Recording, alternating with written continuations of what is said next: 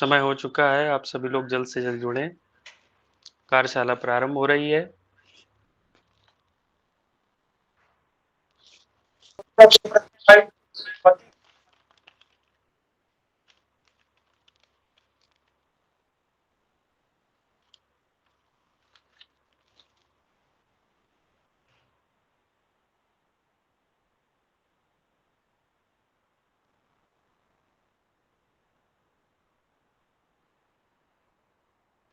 सभी का स्वागत है इस कार्यशाला में। आज द्वितीय दिवस।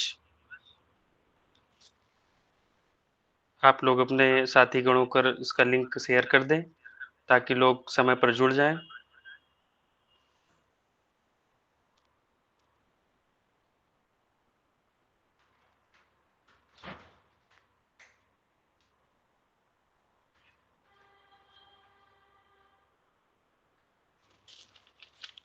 समय भी हो चुका है और कार्यक्रम को आगे बढ़ाया जाए। लोकाभिरामं रणरंगधीरं राजीवनेत्रं रघुवंशनाथं कारुण्यरूपं करुणाकरन्तं श्रीरामचन्द्रं शरणं प्रपद्ये। श्रीरामचन्द्रं शरणं प्रपद्ये। आप सभी लोग का स्वागत है कार्यशाला के द्वितीय दिवस में।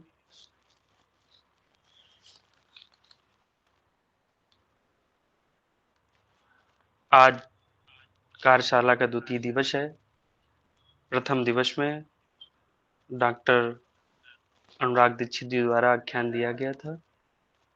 आज की कार्यशाला का द्वितीय दिवस, जिसमें कानपुर नगर के संस्कृत भाषा के विद्वानों में नक्षत्र की भांति देदीप्यमान रहने वाले प्रोफेसर डॉक्टर प्रदीप कुमार दीक्षित जी, जिन्होंने 5 पुस्तकों की रचना की है, 100 से अधिक शोध पत्रों का लेखन वाचन किया है, संस्कृत भाषा के व्यापक संवर्धन, प्रसारण और परिमार्जन में उनकी महती भूमिका रही है। आपने शताधिक व्याख्यान मंचों पर अपने आख्यान से संस्कृतानुरागी और संस्कृत प्रेमियों को लाभान्वित किया है। आप वर्तमान में छत्रपति साहू जी महाराज विश्वविद्यालय में संस्कृत विभाग के संयोजक के रूप में पदभार ग्रहण कर रहे हैं। किसी भी संस्कृत प्रेमी, संस्कृत अनुरागी विद्यार्थी हेतु उसके द्वारा प्रयास और उसको संस्कृत क्षेत्र में आगे बढ़ाने के लिए सर ने अपने द्वार सदैव खोल रखे हैं। सर का प्रयास रहता है कि जितने भी शोधार्थी, जितने भी संस्कृत अनुरागी, जितने भी संस्कृत प्रेमी हैं, उनके प्रति जो भी सहयोग किया जा सकता है, समर्पण भाव से सर सदैव तत्पर रहते हैं।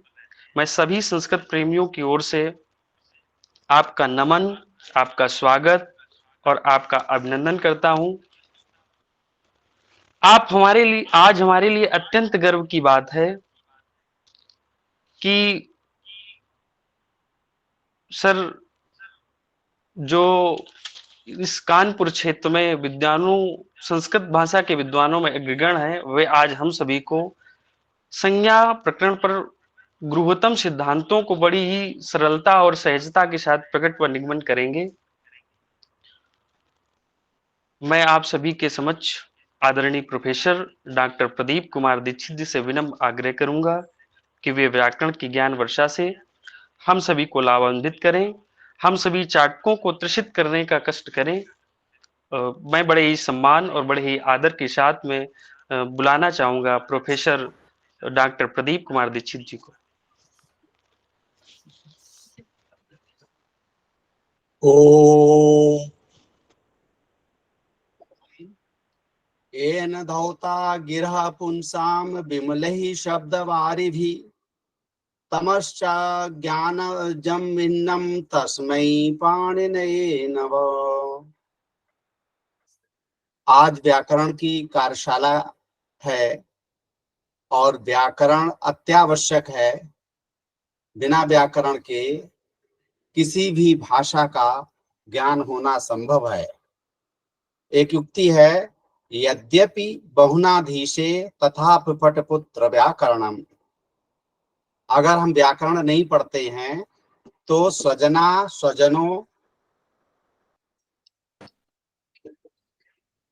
माँ भूत सकला शकला सकृत सकृत।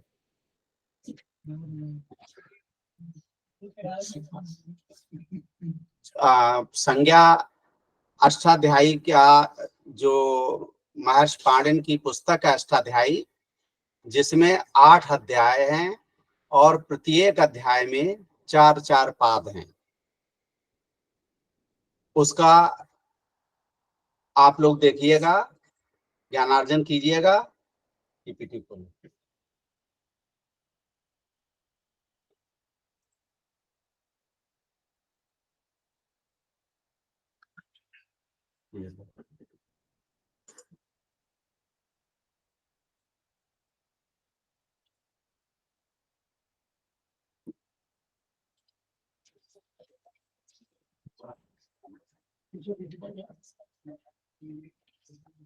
आप लोगों को दिख रहा है? जी महोदय। संज्ञा अष्टाध्यायी में संज्ञाओं का रहस्य। पाणिनि मुनि की कृत अष्टाध्यायी है, वो सूक्ष्म सोच का अप्रथम उदाहरण है। इसमें क्या कर रहे हैं? तो फॉलो तो हो।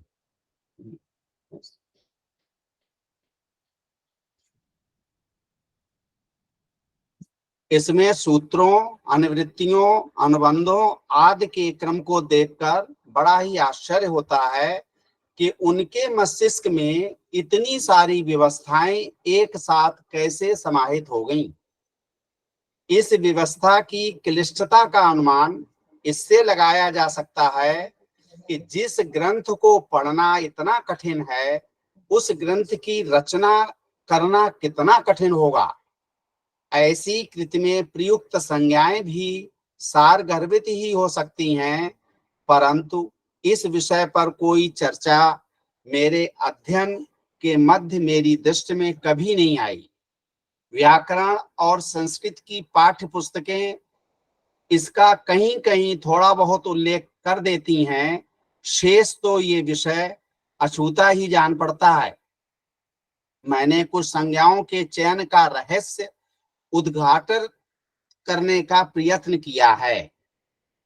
चूंकि अष्टाध्यायी में महर्षि पाणिनि ने सबसे पहले वृद्धि, ये अष्टाध्यायी की प्रथम संज्ञा है। आशीर्वचन भी है कि इस ग्रंथ के पढ़ने वाले वृद्धि प्राप्त करें। ऐसा महर्षि पतंजलि ने अपने महाभाष्य में बताया है, इसलिए हम भी इसी से प्रारंभ करते हैं। अन्य संज्ञाएं मैंने विषय वस्तु के अनुसार क्रमान्वित की हैं।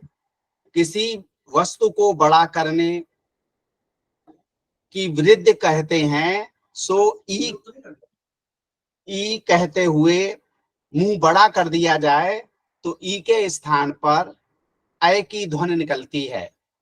इसी प्रकार अ और आ, व और उ और औ का संबंध भी इसी तरीके से समझना चाहिए। इसलिए आ, आई, औ की वृद्धि संज्ञा होती है, इसे वृद्धि संज्ञा कहते हैं।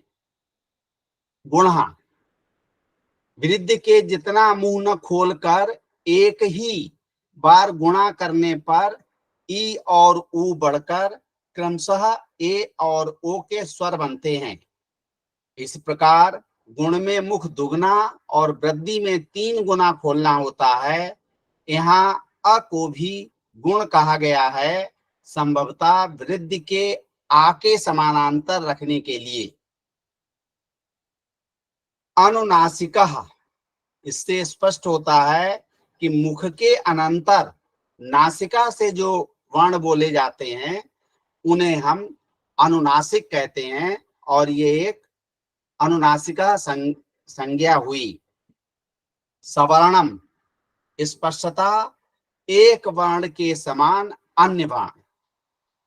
संयोगा, आपस में मिले हुए व्यंजन जिनके बीच में स्वर न हो को संयोग कहते हैं।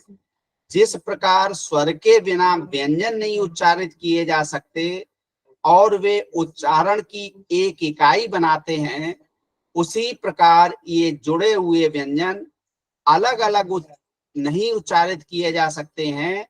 वे जैसे मिश्रित व्यंजन रूपी एक इकाई बन जाते हैं। इसी घनिष्ठ संबंध को ये संज्ञा दर्शाती है।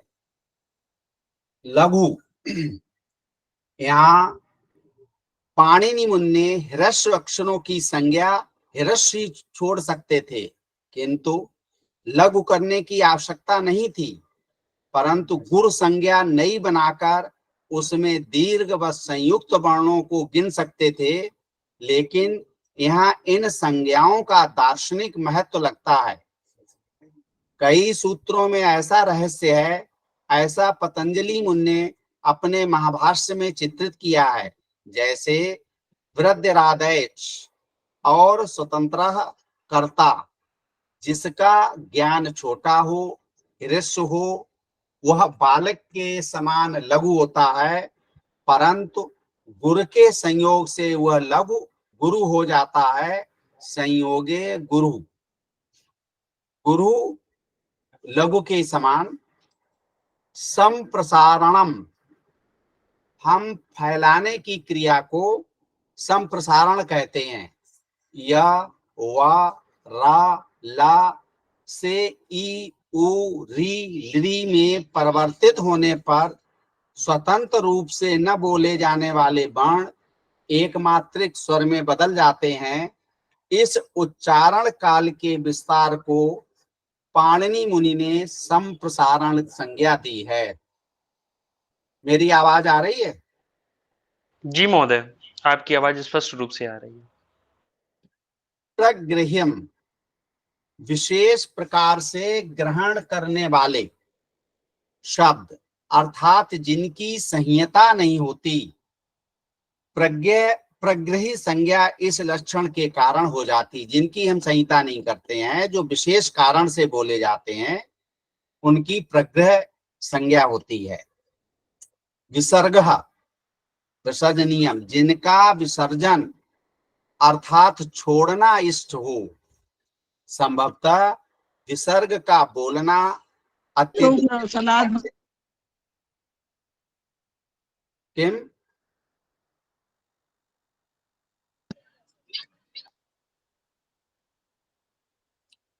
संभवतः विसर्ग का बोलना कठिन होने के कारण वह संधि में सबसे अधिक परिवर्तित होकर अन्य वर्ण बन जाता है, जैसे स, श इत्यादि। यहाँ तक कि पूर्ण संधि होने पर वह केवल क, ख, प, फा के पूर्व, कुछ खर के पूर्व और वाक्यांत में ही शेष रहता है। इनमें से क, ख, प, फा के पूर्व क्या डिस्टर्ब हो रहा है?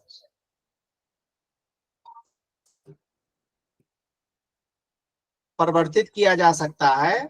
इनमें का, खा, पा, फा के पूर्व विसर्ग जिह्वामूली उपद्यमानी में परिवर्तित किया जा सकता है। वैसे ये संज्ञा पाणिनि ने नहीं दी है, किंतु पूर्व से विद्यमान प्रतीत होती है। संहिता, इसको लौकिक व्यवहार में हम संधि कहते हैं, परंतु पाणिनि ने अपने ग्रंथ में कहीं भी संधि शब्द का प्रयोग नहीं किया है। इसमें एक रहस्य निहित है। संहिता शब्द में जोड़ने के साथ साथ आपस में हितकारता का भाव भी विद्यमान है। संहिता का मुख्य उद्देश्य है उच्चारण को सुगम बनाने के लिए वर्णों में परिवर्तन। संध शब्द का अर्थ है केवल जोड़ना, योग करना। उसमें ये हितकारता उच्चारण के लिए, हितकारता नहीं है, उच्चारण के लिए का अर्थ निहित नहीं है। संध शब्द का प्रयोग कब और कैसे प्रारंभ हुआ, ये अन्वेषणीय है। जो पढ़ाया जा रहा है वो पीपीटी में दिया है, पर जो विशेष है वो मैं बता रहा हूं। अब अवसानम, वर्णोच्चारण में विराम को पाणिनि ने अवसान कहा है। अब विराम और अवसान के लगभग एक समान अर्थ होते हैं, किंतु पाणिनि ने यहाँ विशेष संज्ञा देकर शास्त्र में गौरव को क्यों उत्पन्न किया। अवसान का एक अर्थ मैंने सीमा भी पढ़ा है, यह अर्थ विराम में नहीं है। संभवतः पाणिनि इस पर हमारा ध्यान आकर्षित कर रहे हैं कि ये अवसान केवल वक्तव्य या वाक्य की समाप्ति का निर्देश नहीं देता है, अपितु पूर्ण शब्दों के उच्चारण के बीच में एक बहुत छोटा सा अंतराल, जो एक शब्द की समाप्ति और दूसरे शब्द का प्रारंभ इंगित करता है, वह भी है। इस अंतराल की चर्चा महर्षि दयानंद ने स्पष्ट रूप से अपने व्याकरण ग्रंथ में की है। प्रातिपदिकम, आप सब जानते होंगे प्रातिपदिक क्या होते हैं, लेकिन प्रतिपद में पाया जाने वाला संज्ञाओं और सर्वनामों का मूल रूप होने से ये संज्ञा है। इन शब्दों के आद में होने से भी पद से यहाँ पाणिनि के द्वारा परिभाषित पद संज्ञा से अवलक्षित शब्दों को मानना भी सही है। अभी हम इसका स्पष्ट पदम संज्ञा में करेंगे। अब सर्वनाम, जो शब्द सब संज्ञाओं के लिए प्रयोग हो सकें, जो शब्द सभी संज्ञाओं के लिए प्रयोग हो सकें, वे सर्वनाम हुए। अर्थात रमेशा और सुरेशा दोनों का सह, ऐसा व अयम कह सकते हैं। निपात, निपात का अर्थ है नीचे गिरा हुआ। निरुक्त 1/4 में निपात का लक्षण कहा गया है उच्चावचेष्वर्थेष निपतन्ति, अर्थात अनेक प्रकार के अर्थों में ये शब्द गिरते हैं, इसका बोध कराते हैं, इसलिए इनकी ये संज्ञा हुई। पाणिनि मुनि ने अष्टाध्यायी में ये संज्ञा निरुक्त के पुरातन अर्थ में ही ग्रहण की है। अव्ययम, जैसा नाम से ही स्पष्ट हो रहा है, जिसके रूप का व्यय। सर आपकी पीपीटी आपके ध्वनि के साथ मैच नहीं कर रही है। अच्छा,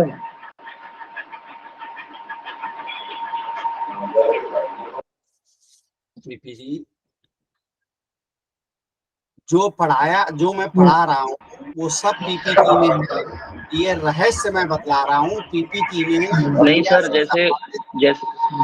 जैसे कभी आप संहिता बता रहे हैं तो गुण संज्ञा दिख रहा है यहाँ पर, कभी आप निपात के विषय में बता रहे हैं, यहाँ पर प्रातिपदिक, ऐसे बता रहा हूँ मैं कि वो ना अपने आप ही पीपीटी के पेज आगे पीछे हो रहे हैं। ये शायद कोई टेक्निकल प्रॉब्लम हो रखा हो। सुनिए, ये नेटवर्क महोदय, ये नेट की प्रॉब्लम हो सकती है, बाकी पीपीटी तो स्पष्ट रूप से दिख रही है, जो सर बोल रहे हैं वही पीपीटी दिख रही है। जी सर। अव्ययम, जिसके रूप का व्यय न हो, अर्थात उनमें कोई परिवर्तन न हो, वह अव्यय कहा गया है। इस विभाग में निपातों के साथ साथ अन्य प्रकार के शब्द सम्मिलित हैं, जिनकी विभक्तियां या तो लुक हो गई हैं या होती ही नहीं है। एक मिनट। उपसर्ग, उपसर्ग का मुख्य अर्थ तो व्याधि प्रतीत होता है, अपितु यौगिक अर्थ है पास आना, योग करना, जुड़ना। जैसा कि प्रकृत सूत्र से स्पष्ट है, प्रादयः उपसर्गः क्रिया योगे, क्रिया से जुड़ने पर प्रादि निपातों की उपसर्ग संज्ञा होती है। यहाँ पाणिनि ने जुड़ना अर्थ ही ग्रहण किया है। निरुक्त के 1/3 में भी शाक्टायन मुनि के मत में उपसर्ग नाम संज्ञा पद का या आख्यात क्रियापद से जोड़कर ही अर्थवान होते हैं। गति ही, इसके अंतर्गत पाणिनि मुनि ने कुछ उपसर्गों, संज्ञाओं और अव्ययों को गिना है। ये शब्द अन्य क्रियावाची शब्दों से युक्त किए जा सकते हैं, जैसे अलम से अलंकरोत, अंतर से अंतर्हित। क्रिया से युक्त होने से अक्रियावाची शब्द में जैसे गति उत्पन्न हो जाती है, वह भी क्रिया का अंश हो जाता है, इसलिए ये गति संज्ञा हुई। धातु, मौलिक अंश या आधार को धातु कहते हैं। सभी क्रियावाची शब्दों का मूल या आधार होने से क्रियापद मूलों की ये संज्ञा है। यहाँ तक कि संज्ञाओं की भी धातुएं ही मूल हैं, ऐसा नैरुक्तों का सिद्धांत है। निरुक्त 1/11 पाणिनि भी संभवतः इसी मत के अनुयायी थे, इसलिए उन्होंने धातु ऐसी गंभीर संज्ञा दी। प्रत्यया, शब्द के अर्थ की प्रतीत उत्पन्न करने वाला, अर्थात अर्थ की ओर ले जाने वाला।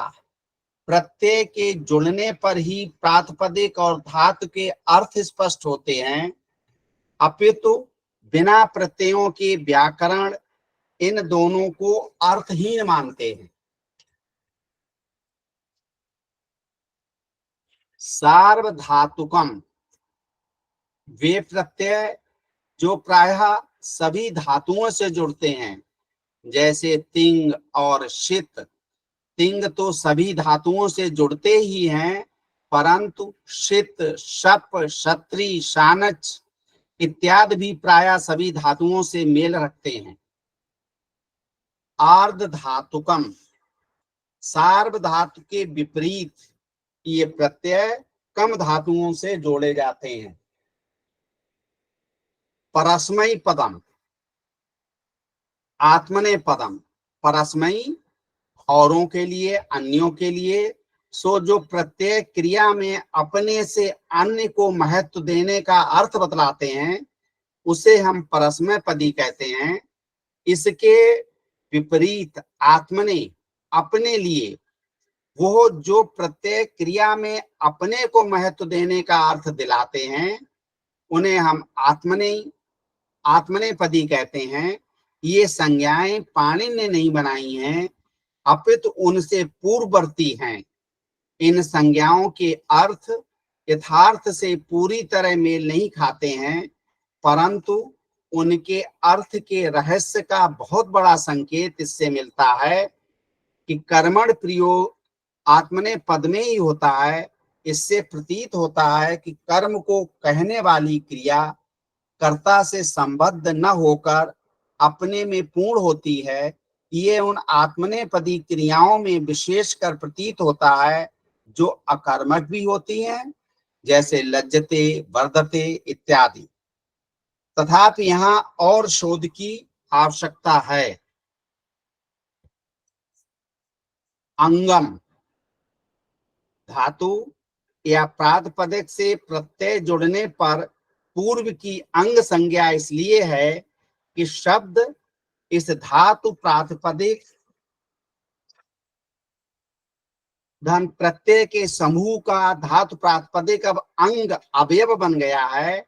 इस अंग को पद संज्ञा आगे प्राप्त हो न हो, ये अंग संज्ञा बनी रहती है।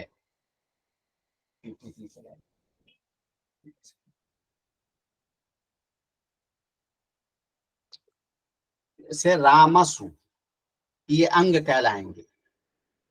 पदम, ये सबसे कठिन संज्ञाओं में से एक है, जबकि हमने ऊपर इसका कहा था कि पदम में समझाएंगे।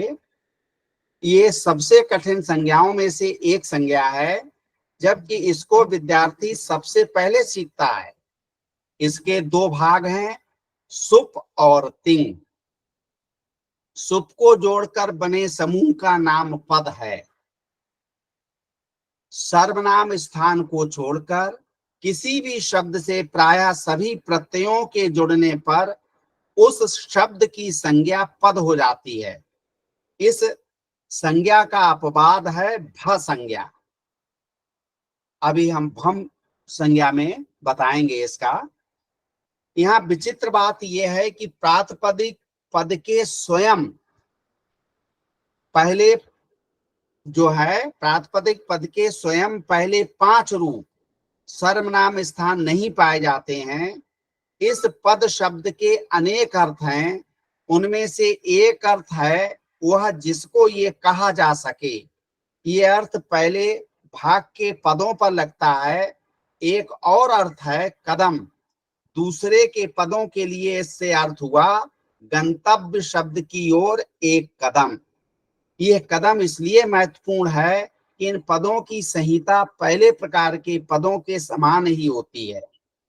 अब हम भम भा संज्ञा की बात कर रहे हैं कि उपयुक्त दूसरे प्रकार के पद संज्ञकों में जहां प्रत्यय या अथवा अच से प्रारंभ होता है, वह पद न कहलाकर भ कहे जाते हैं।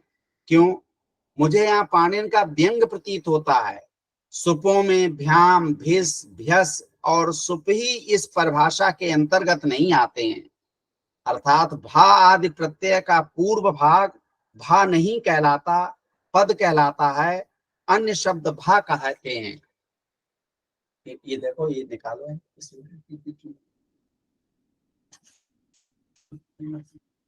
आगमः स्पष्टतः जो आ जाए वह आगम है।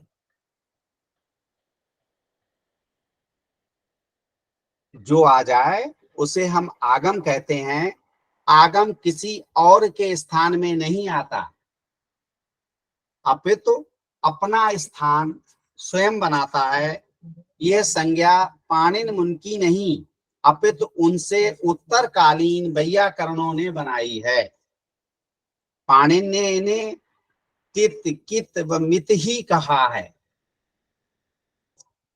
आदेशः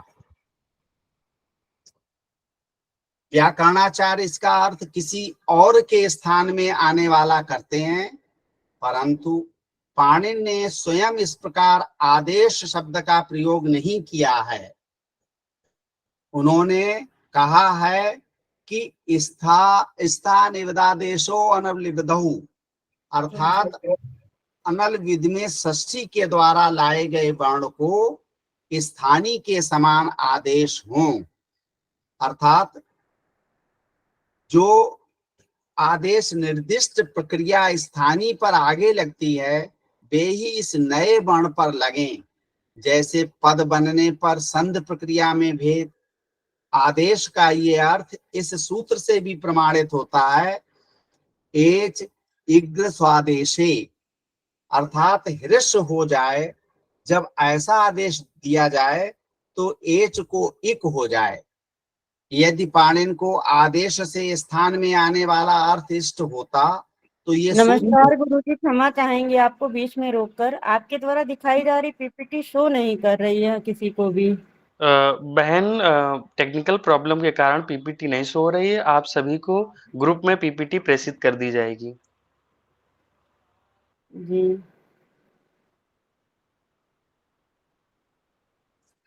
ग्रुप की लिंक कृपया प्रेषित चैट में भेजिए। जी जी जरूर, अभी तुरंत भेजते हैं। पीपीटी यदि मेरे हिसाब से प्रॉपर स्क्रॉल हो जाएगी तो विजिबल रहेगी, क्योंकि एक जो दिख रहा है वो स्क्रीन ही तो दिख रही है, इसमें संज्ञा लिखा हुआ है। तो आई थिंक अगर वो स्क्रॉल प्रॉपर हो जाए, एक बार प्रेजेंटेशन को रोक के दोबारा से करेंगे तो आ जाएगा। अभी पीपीटी ग्रुप में भी तुरंत प्रेषित की जा रही है। हाँ चलो ठीक। देखो जरा, और उसको एक बार स्क्रीन शेयर को आप स्टॉप करके दोबारा शेयर करने की कोशिश करें। हाँ आ गई है, देखिए सब लोग स्क्रीन पे आ चुकी है, बिल्कुल सही चल रही है। एक आध लोग कोई और भी छात्र जो है रिपोर्ट करे, क्या आपको दिख रही है पीपीटी? जी अब जी महोदय, अब दिख रही है। हाँ जी दिख धन्यवाद। रही है, एकदम क्लियर है। जी जी। जी।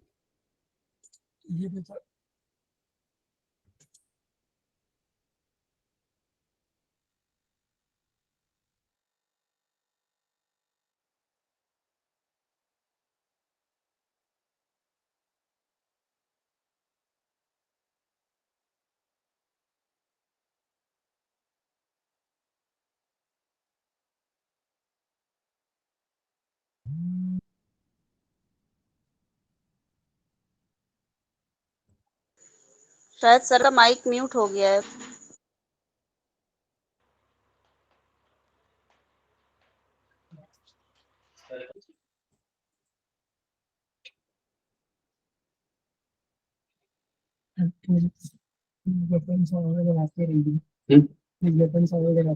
किससे?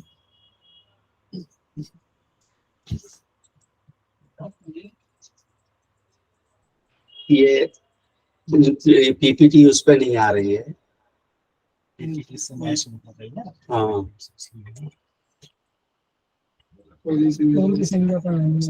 ग्रुप पे भेजे थे आप पढ़ोगे सर, हमको पे भेज रहे पीपीटी, निशांत हमको भेजे ग्रुप में पढ़ी क्या मेरे मोबाइल पे भी? टेक्निकल प्रॉब्लम की वजह से ही है, अब पढ़ा नहीं चल रहा है। क्षमा चाहेंगे आप लोग से, थोड़ा सा टेक्निकल प्रॉब्लम आ जाने के कारण से क्लास बाधित हो रही है।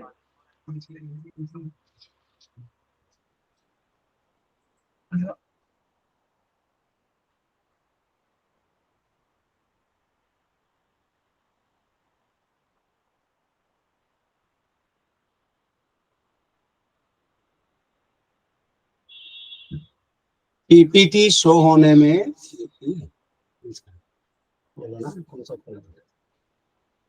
पीपीटी शो होने में प्रॉब्लम आ रही है। हम ग्रुप पे भेजे दे रहे हैं पीपीटी, ठीक है? जी महोदय। पीपीटी ग्रुप में डाले दे रहे हैं, इसमें शो होने में कंप्यूटर में दिक्कत आ रही है, कभी होती कभी चली जाती है।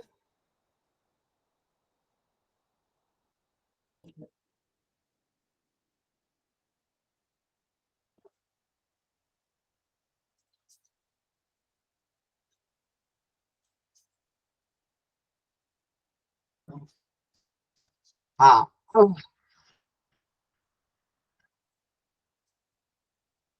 आगम जो आ जाए उसे हम आगम कहते हैं। आगम किसी और के स्थान में नहीं आता, अपितु तो अपना स्थान आगम स्वयं बनाता है। ये संज्ञा पाणिनि मुनि की नहीं है, बल्कि उनके उत्तरकालीन वैयाकरणों ने बनाई है। पाणिनि ने कित तित मित ही कहा है। आदेशः, आदेश को व्याकरणाचार्य इसका अर्थ किसी और के स्थान में आने वाला करते हैं, किंतु हमारे महर्षि पाणिनि ने स्वयं इस प्रकार आदेश शब्द का प्रयोग नहीं किया है। उन्होंने कहा है कि अनवधनीय षष्ठी के द्वारा लाए गए वर्ण को स्थानीय के समान आदेश हों, अर्थात जो आदेश निर्दिष्ट प्रक्रिया स्थानीय पर आगे लगती हैं वे ही इस नए वर्ण पर लगें। जैसे पद बनने पर संधि प्रक्रिया में भेद, आदेश का ये अर्थ इस सूत्र से भी प्रमाणित होता है। एच इग्द स्वादेशे, अर्थात ह्रस्व हो जाए। जब ऐसा आदेश दिया जाए तो एच को इक हो जाए। यदि पाणिनि को आदेश से स्थान में आने वाला अर्थ इष्ट होता तो ये सूत्र होता एच इगादेशः ह्रस्वे, अर्थात ह्रस्व निर्देश पर एच को एक आदेश हो।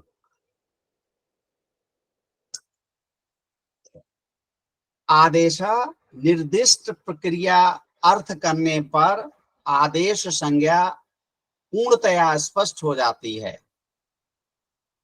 आदेश के बाद हम चर्चा करते हैं लोपः।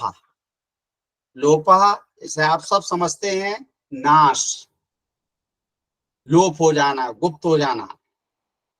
तो अदर्शनम लोपे, इस सूत्र में पाणिनि जी कहते हैं कि अदर्शन का नाम लोप है, जिसका हमें दर्शन न हो, जो हमें दिखलाई न दे, उसे हम लोप कहते हैं, अदर्शन को लोप कहते हैं।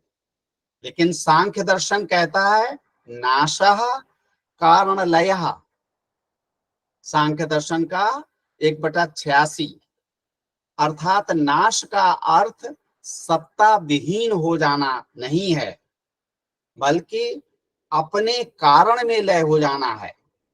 पाणिनि ने यही दार्शनिक दृष्टिकोण यहाँ व्यक्त किया है। लुक शुल लुप, लुप विमोहने धातु के लू को लेकर उससे प्रत्यय लोप के कित, शित और पित रूप पाणिनि ने यहाँ बनाए हैं। इनसे आगे की प्रक्रियाओं पर अलग प्रभाव पड़ता है। इस अर्थ का पोषण जो है न लुमतांगस्य सूत्र भी करता है, जहां पाणिनि मुनि ने प्रत्यय के लोप और उसके लुक शुल लुप में भेद बतलाया है। उपधा, जैसा आप सब जानते होंगे कि जो निकट में स्थित हो, जो आपके पास में स्थित हो, जो अंत्य न हो परंतु अंत्य वर्ण के निकट हो, उसे उपधा की संज्ञा दी गई है। उपधा क्या है? जो आपके आसपास स्थित हो, जो अंत्य न हो परंतु अंत्य वर्ण के बिल्कुल समीप हो, उसे हम उपधा कहते हैं। ये उपधा संज्ञा है। अप्रिक्त, अप्रिक्तः क्या है? जो किसी से जिसका योग न हो, जो किसी से भी जुड़ा न हो, एकला हो, अकेला हो, उसे हम अप्रिक्त कहते हैं। इसलिए जिस प्रत्यय में केवल एक अल हो, उसे ये संज्ञा दी गई है। वृद्धम, जैसा नाम से ही पता चलता है, इसकी परिभाषा से ही स्पष्ट हो जाता है। वृद्धृस्या चामादिस वृद्धम, जिस शब्द के अचों में आदि अच वृद्ध संज्ञक हो, उस शब्द का नाम वृद्ध है। वृद्ध माने बढ़ोतरी। नदी, किसी समूह के एक उपयुक्त प्रतिनिधि के नाम से समूह को उपलक्षित करना तो पाणिनि से भी पुरातन पद्धति है। किसी समूह के एक उपयुक्त प्रतिनिधि के नाम से उस समूह को उपलक्षित करना, ये पाणिनि से भी पुरानी पद्धति है। इनके पहले पूर्वाचार्य थे, उनके सामने की ये पद्धति है। पाणिनि ने उसी पद्धति के अनुसार नदी जैसे ईकारांत शब्द से सारे ईकारांत व ऊकारांत शब्दों का ग्रहण कराया है। यह लाघव के लिए तो है ही, परंतु सुरुचिपूर्ण होने से इसको याद रखने में भी ये सरलता देती है, उसमें भी सरल है। संख्या, नदी के समान संख्याएं इस समूह का मुख्य अवयव हैं। जो लघुत्व के लिए संज्ञाओं की संख्या को न बढ़ाने के लिए पाणिनि ने संख्या के अंतर्गत कुछ अन्यों को भी इनमें गिन लिया है। संख्या क्या है? कि नदी के समान संख्याएं इस समूह का मुख्य अंग हैं, मुख्य अवयव हैं। इसलिए लघुत्व के लिए संज्ञाओं की संख्या को न बढ़ाने के लिए महर्षि पाणिनि ने संख्या के अंतर्गत औरों को भी, अन्यों को भी इसमें गिन लिया है, गिनती कर ली है। षट, यहां भी संख्या के समान लघत्व के लिए षट के अंतर्गत षट के साथ साथ कुछ अन्यों को भी सम्मिलित किया गया है। अब है कर्म प्रवर्चनीय।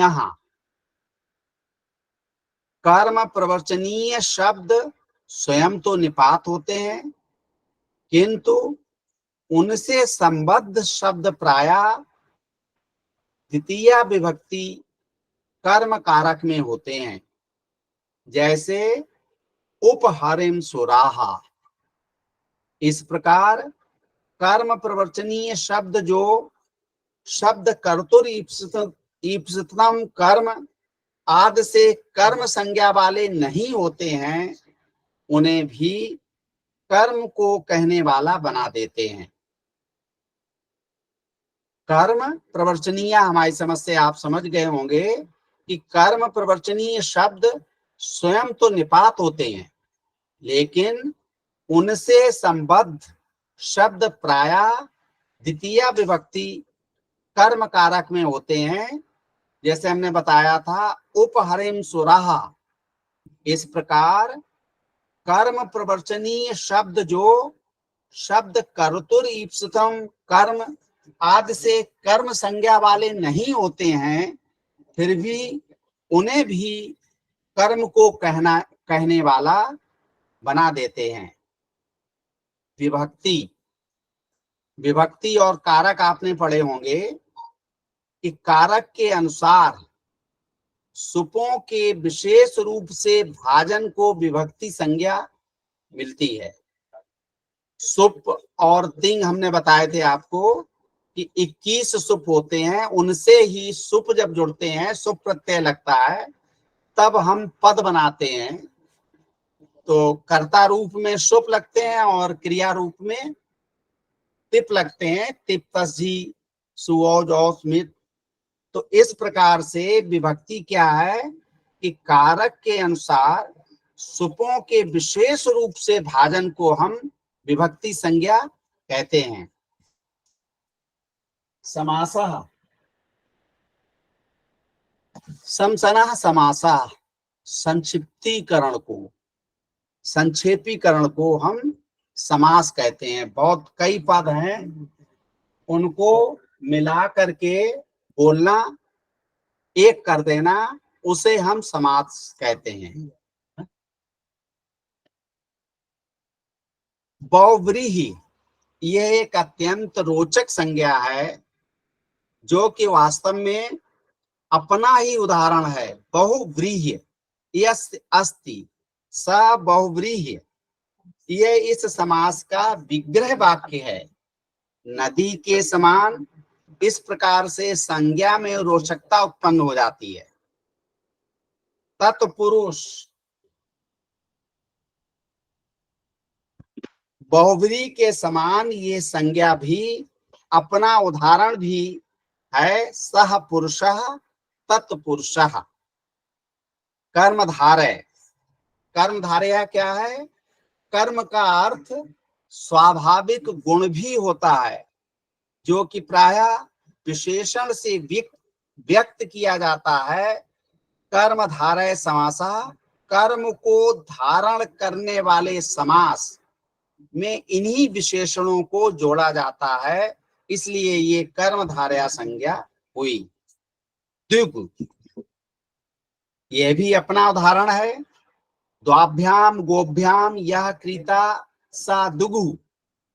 एक और बात यहाँ ध्यान देने योग्य है कि दुग कर्मधारय समास के अंतर्गत है, परंतु यह उदाहरण कुछ अन्य शब्द भी, जैसे सश्ल मातुरः, वास्तव में बहुव्रीहि समास है, कर्मधारय नहीं है, परंतु सभी शब्द बहुव्रीहि नहीं होते।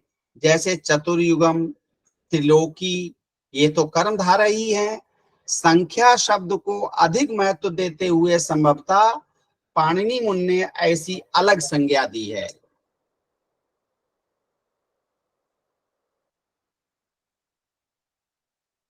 जरा जलपान कर लूं।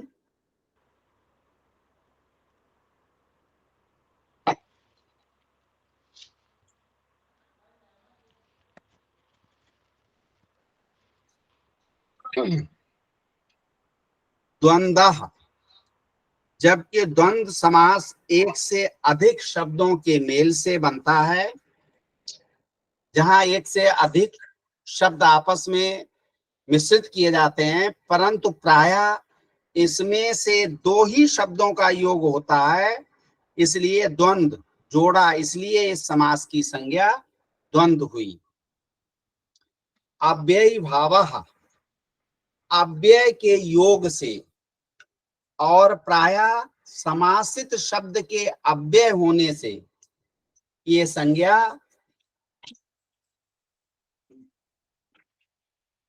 अव्ययी भाव संज्ञा के नाम से विहित है। उपसर्जनम, उपसर्जन का अर्थ होता है जोड़ना, योग करना, और अप्रधान होना भी, क्योंकि पहले शब्द से दूसरा शब्द जुड़ता है और इस संयोग से पहले शब्द की प्रधानता कम हो जाती है, इसलिए यह शब्द बड़ी योग्यता से समास के पहले शब्द को वर्णित करता है। उपसर्जनम संज्ञा क्या है कि उपसर्जन का अर्थ होता है जोड़ना भी और अप्रधान भी, क्योंकि पहले शब्द से दूसरा शब्द जुड़ता है और इस संयोग से पहले शब्द की प्रधानता थोड़ी पहले से कमतर हो जाती है, इसलिए ये शब्द बड़ी योग्यता से समास के पहले शब्द को वर्णित करता है। कृत, जो क्रिया का करने वाला है उसे हम कृत कहते हैं, जबकि इन अर्थों से अन्य अर्थ भी निकलते हैं, जैसे क्रिया का भाव तथा मुख्य अर्थ कर्ता का ही बनता है, इसलिए ये संज्ञा कृत पद स्वयं अपना उदाहरण भी है। निष्ठा, निष्ठा का अर्थ है समाप्ति। इसके अंतर्गत अक्ता और अक्तवत प्रत्यय क्रिया के पूर्णतया समाप्त होने अर्थात भूतकाल में होने को कहते हैं। निष्ठा का अर्थ क्या है? समाप्ति। तो इससे क्या है कि इस निष्ठा संज्ञा के अंतर्गत अक्ता और अक्तवत प्रत्यय क्रिया के पूर्ण रूप से समाप्त होने अर्थात क्रिया के भूतकाल में होने को कहते हैं।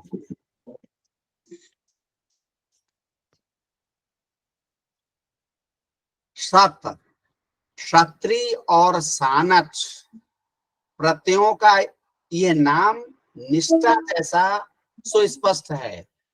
जैसे जो विद्यमान है अर्थात जो क्रिया वर्तमान में गतिमान है वह सत है, ये पद भी अपना उदाहरण स्वयं ही है। विभाषा, ये एक और रोचक संज्ञा है। विभाषा सुनिए। आशा जी का माइक खुला हुआ है, कृपया अपना माइक बंद कर लें, इको कर रही है आवाज।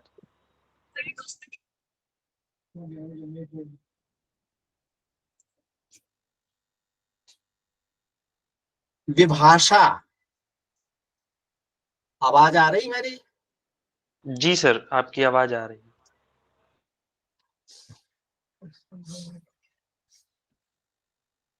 यह एक और रोचक संज्ञा है।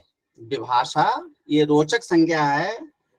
परिभाषा न वेत्ति विभाषा, न वेत्ति विभाषा में निषेध और विकल्प को विभाषा कहा गया है।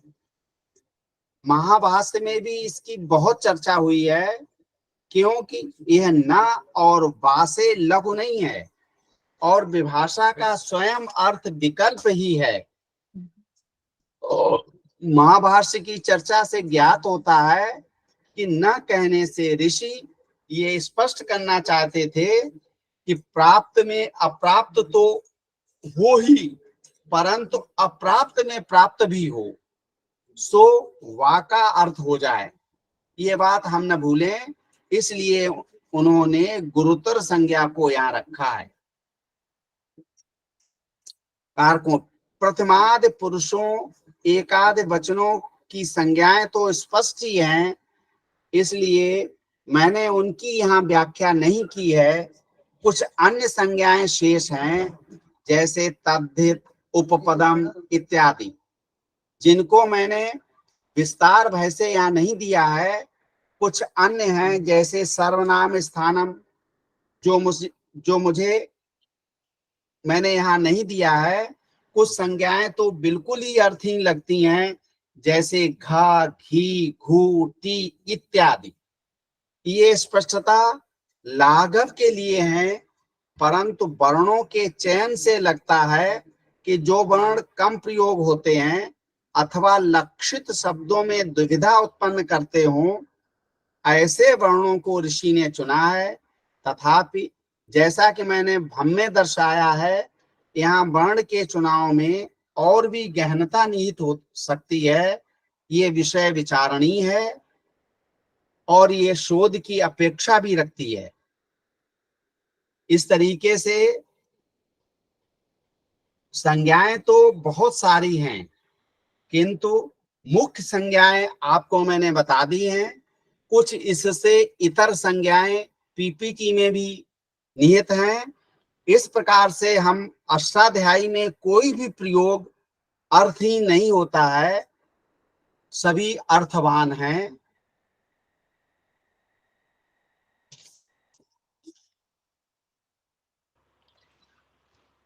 बहुत बहुत धन्यवाद सर आपका। आपने टेक्निकल प्रॉब्लम होने के बावजूद भी इतनी सुगमता और सरलता के साथ में कार्यशाला को निष्पादित किया और हम सभी संस्कृत प्रेमियों को ज्ञानार्जन दिया। आप सभी जितने भी लोग जुड़े हैं उन सबसे मैं क्षमा चाहूंगा, टेक्निकल समस्याओं के कारण आज पीपीटी प्रेषित नहीं हो पाई।